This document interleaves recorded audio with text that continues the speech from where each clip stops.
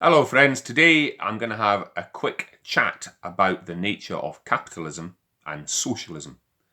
And again, we keep on hearing this whole idea of socialism, whether it's socialism talked about by Jeremy Corbyn, whether it's socialism with Venezuela, whether it's socialism with the Castros in Cuba.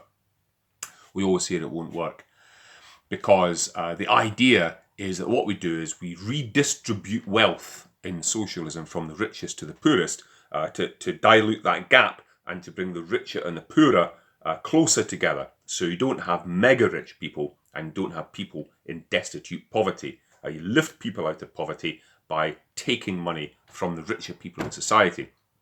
Now, apart from the fact that to me that just seems like obvious common sense, what I want to say is this, right? We hear that socialism wouldn't work because redistributing wealth is a poor idea. But here's the thing. We redistribute wealth at the moment to big businesses. For example, Fife Council and the Scottish Government, between them, gave Amazon something like £1.8 million to move to Fife and open a distribution warehouse here. We actually paid for the building of the warehouse. We built that warehouse free of charge for Amazon, over and above, of course, putting in the roads and the roundabouts and the infrastructure to connect it to the existing infrastructure of roads and streetlights and so forth. But we gave Amazon £1.8 million directly in cash, over and above all the stuff we did with infrastructure. This happens all the time.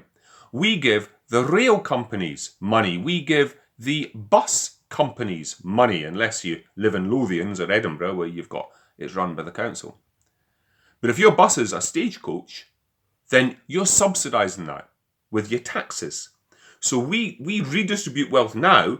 We take wealth from ordinary people. We take money from ordinary people like you and me, and we give it to big businesses. It's standard practice.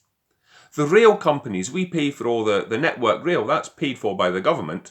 And the private companies, the rolling stock, and the bus conductors, the guys that take the tickets and sell the tickets, that's the private companies. All they care about is put the trains on the tracks that we pay for and take the money, take the fares, take the money, okay? And if that doesn't work, they just bail out halfway through the contract. So what we've got now, here's the punchline. Capitalism doesn't work because capitalism is just a grotesque parody of socialism, right? It just takes socialism and it flips on its head. It does it the other way around. It's remarkable. We're taking money from poor people and people who are just getting by, people like you and me who can barely afford it, and we're giving it in government subsidies to big businesses. Here's a couple of books I want to show you. This one is the Ragged Trousered Philanthropists. It's easier to read than it is to say, although it's a big book. It does take a while to get through, by Robert Tressell.